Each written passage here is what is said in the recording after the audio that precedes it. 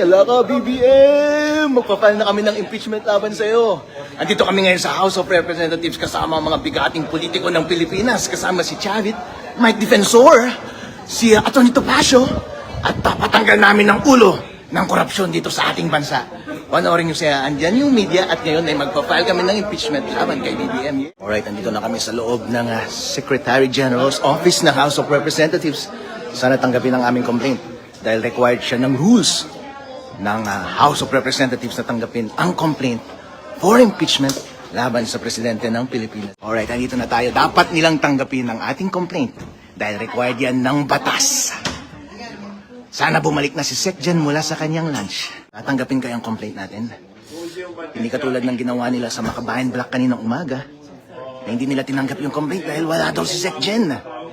Tamang-tamang timing natin, sana tapos na ang kanyang lunch at tatanggapin na nila ang ating complaint. Hindi pwedeng hindi tanggapin ang ating complaint dahil kapag hindi tinanggap ngayong araw na ito, ang gagawin nila ay i-forestall nila ang complaint na to at pagbibigyan nila, palusutin nila yung walang kwentang complaint na ipinasa earlier. Sabi ng Supreme Court, hindi nila pwedeng sabihin na merong prior complaint na ipinasa na para tanggihan ng aming complaint dahil ang complaint ay initiated lamang kapag na-refer na sa committee ang complaint. Hindi pa na-refer sa committee. Magko-convene pa lang ang Congress, House of Representatives sa Monday. At pwede pa nilang tanggapin ang aming complaint. At dapat nilang tanggapin ang aming complaint dahil kung hindi tinutupad ng Secretary General ang kanyang trabaho. Tulad ng hindi niya pagtupad kaninang umaga sa trabaho niya sa pagtanggi ng pagtanggap niya ng complaint ng Makabayan Block. Yippee! Tignan natin kung balik na from lunch. Secretary General. We have the best lawyers and best folks and politicians dito sa ating group. At hindi nila pwedeng tanggihan, katulad ng pagtanggi nila ng Makabayan Block complaints kaninang umaga. So Secretary General, finish your lunch and come and receive our complaint. Please. Ministerial duty po yan. Hindi po yan discretionary. Required po yan sa rules ng House of Representatives na tanggapin ang aming complaint. Dahil ito ang pinaghirapan ng mga bigating mga legal minds and politicians sa Pilipinas. Hindi katulad ng mga complaint na unang ipinasa na 4 pages lamang at halata lamang na ginawa para i-forestall yung mga substantive complaint na katulad nito. This is a 44-page complaint. Yep, buddy. With thousands of annexes. Yep.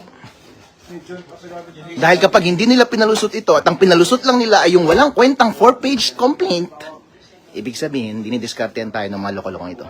In other words, alam na this. Yeah.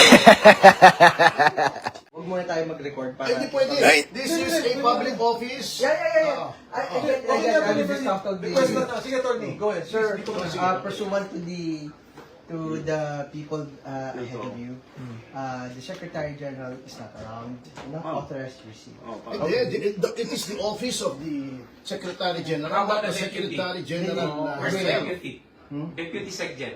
Sir, I'm the Executive Director. I am the next in line. Yes. So you should receive. Receive. You should receive. In the case of Bautista impeachment, it's the deputy will receive. Yes. Respectfully. Okay, I'm not here to argue. I don't wish to. Sa kakampi natin to. Yes. I am just relaying my position. I am not, No, attorney, it's not an instruction. It is, Yeah. I am not In the position to to receive. receive it. But in the case of impeachment of former COMELEC Chairman Bautista, whom we impeach, it was the deputy Yes. who received our impeachment The next in complaint line, the in next in line. 2017. Yes, the next in line. There is already a precedence in the House. I would have to say, Please check the records. I am not arguing. Sir. Okay. I am not arguing. Thank you. I am not even raising my voice. Sir. Thank you. I am just manifesting. Okay. I am not authorized to receive the document. Attorney, Why did you say that? Wow. Why did you say that? For the Again, record. ako sir, I'm just saying, I'm not arguing. Sir. No, it's okay. Wow. What's your attorney, question lang. Can it be received ministerially lang? Kahit not you, but Because it's someone? ministerial. No, sir. No one is allowed. Again, the previous people have tried. Okay. I have nicely. But why did you receive the first one? No, I have not received. Hindi, bakit nga? What is the legal basis? Wala naman dito No, si we're legal not No, arguing. which one, sir? Merong first impeachment Impeachment procedure bakit na nandun na sa Nung office. Monday? Kay Attorney Jesus. She was here, sir. Okay. So, ibig mo sabihin, by the simple expedient of not being here, hindi kayo pwede mag-receive? Is that your stand? Sir, I'm just saying. I'm not authorized. I'm not arguing, I'm asking you. I want an Asan answer. talaga I'm boses just, yan? I'm just manifesting. I do not have the authority to receive. Yeah, but attorney, Oh, what is your even basis? the What- office ka na. Yes, sir. If I cannot, and pababa din, wala din. Wala din. Okay, What is okay your lang. basis? As a lawyer, are both lawyers, you have to tell me what your legal authority Yeah, buddy. is. Sir, I'm just manifesting. And Wow. that's all. Up to what level yung may authority? Sa office of the section. Can you assure us na wala kayong gagawin to block our filing when we return on Monday? Like Pag nandito na yan, sige. impeachment complaint that you already received. Obviously, sir, that is not within my... Yeah, hindi siya yan.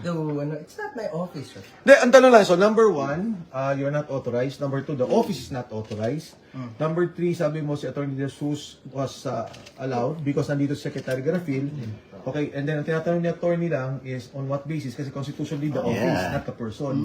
So, ang authority na tinatanong ni Congressman Jing, SecGen ba ang may Instructions. instructions? No. So, ano ang basis Hindi nyo? pwede yung ginagawa nyo. Ano ang basis mo on your own? What is your basis? You Tell us your basis. Pero sandali lang. Tinatanong namin. For the record. Okay, For the record. wait, number 1, let's not badger people. I'm not here. Yeah.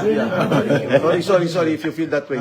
That wasn't meant to. We don't, You just answer the question para hindi ka mabadger. If you're Ganito not kasi. answering the question, then give us answers because we are citizens. Alright mga kababayan, so ito yung part 2 ng ating reaction video dito nga po sa paghahain nila Attorney Harold Respicio at nila Attorney Topacio. Kasama nga po dyan si Manong Chavit, si Miss Cathy Binag at si Sir Vargas, no, na pumunta nga po dito sa House of Representative para ihain itong impeachment complaint laban po kay Pangulong Bongbong Marcos, no. At yun nga po, hindi nga po tinanggap yan or sabihin na natin na na-reject, no, itong kanilang pagtangkang pagpasa ng complaint dito kay BBM dahil nga wala po dito yung Secretary General, no, ng House of Representative para i-receive itong mga complaint na ito. Napansin ko din mga kababayan kanina habang nag-uumpisa pa lang mag-live itong si Attorney Harold Respicio, no, nasabi niya nga po na si Secretary General ay nagla-lunch, no, parang nasa lunch break. Pero maya-maya bandang dulo kalagitnaan ng video ay sinabi na nasa Taiwan daw na out of the country ang Secretary General. So imagine niyo yun mga kababayan, no, sino ang nagsabi na nasa lunch break yung Secretary General at dito po sa lalaking kaharap nila na second in line daw siya ng kumbaga siya yung pangalawa siguro na mataas dito sa Secretary General. I'm not sure kung yun nga yung kanyang position dyan, ay sinabi na sa Taiwan nga daw po itong si Secretary General. So medyo nakakagulo mga kababayan. Medyo naguluhan ako dito sa explanation, no.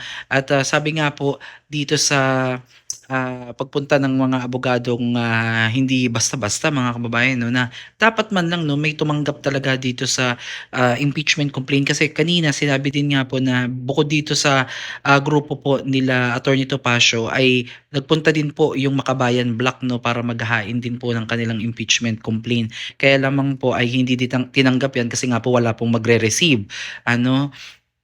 So, ayun nga mga kababayan, ang concern ko dito, dapat kapag ang mga ganitong sitwasyon at ikaw ay, kumbaga, yung trabaho mo, yung position mo ay talagang kinakailangan ng agarang aksyon, no? Kagaya nga itong Secretary General ng House of Representatives, ay kinakailangan kung aalis ka man ng bansa o aalis ka man pansamantala dito sa trabaho mo, ay kasi oras ng trabaho, 'di ba? Hindi naman natin alam kung ano yung pakay ng Secretary General, kung private meeting ba 'yun o 'yun ba ay may basbas o 'yun ba ay personal trip or what, hindi natin alam kasi syempre alam natin yan na dapat meron at meron talagang hahalili o kumbaga caretaker man lang yung mga ganitong ahensya, no, na hindi pwede kasing mahinto yung trabaho ng mga ito dahil lamang umalis sila.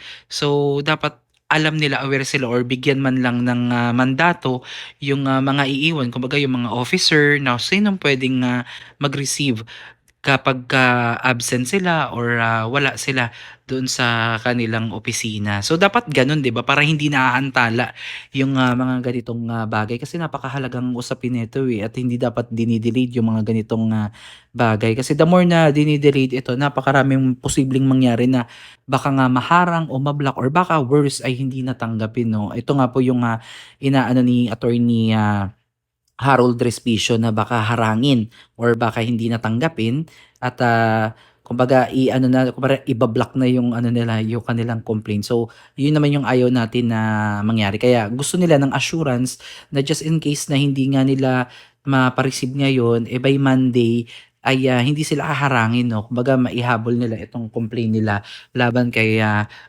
Bongbong Marcos, no. So ayun mga kababayan, medyo nagkaroon lang ng konting mainit na tagpo itong naging pagtatapat nila kanina, kasi talagang nagulat itong mga abogado na to, kasi syempre mga abogado to at hindi basta-basta, no, at alam nila kung ano yung way o ano yung tamang proseso ng pagpa-file ng ganitong impeachment complaint. So talagang alam nila yung duties ng ano yung responsibility ng isang Secretary General pagdating dito. So ako din naman naguluhan din ako dito sa nangyari, no. Kasi kumbaga kung pupunta ka nga sa mga government, 'di ba, government institution o mga ahensya na 'di ba no noon break na makikita nyo doon, kasi kailangan tuloy-tuloy ang trabaho at hindi maaantala.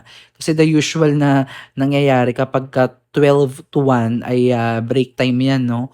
So magre-resume 'yan ng 2:00 or 1:00 din, 'di ba? Pagpalagay na natin na 11 to 12 is lunch break, then 1:00 ang resume. So dito kasi dapat sa government official, dapat tuloy-tuloy, kasi syempre sayang din yung panahon ng mamamayang Pilipino, at syempre sila ay dapat may kapalitan talaga, rotational yung kanilang trabaho, para maiwasan natin yung mga ganitong bagay, yung pagka-pending o yung rejection.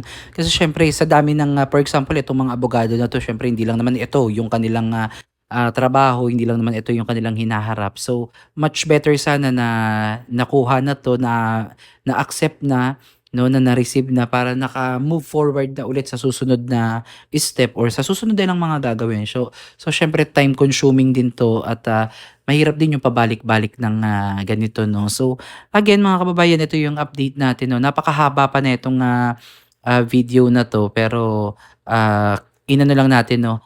Hinighlight lang natin yung pinaka nangyari dun sa loob, at ayun nga, nagkaroon nga ng konting komosyon dyan sa loob, pero naano naman na napanatili naman din yung kaayusan. Kumbaga mataas lang din yung naging emosyon. Yun yung nais kong iparating, na dahil nga sa hindi tanggap ng impeachment complaint ng ating mga abogado dyan. Kaya gusto nila talaga kung malaman yung legal basis, kung ano yung basis ng hindi nila pagtanggap dito nga po sa bit nilang napakarami, no. Parang isang maleta ata tong papel na to, no, na talagang grabe. Parang napakadami talagang kasalanan ng tao, at talaga naman maraming nag-complain sa kanya. Isa na nga po dito si attorney Harold Respicio. So kung gusto niyo panoodin yung kabuuang video mga kababayan, ay bisitahin niyo po ang Facebook page ni attorney Harold Respicio, no, at doon niyo po mapapanood yung magmula pagpasok nila diyan sa House of Representatives sa Secretary General Office hanggang sa matapos. So nakuhaan niya yung video na yon. So again, maraming salamat po, at God bless po sa inyong lahat.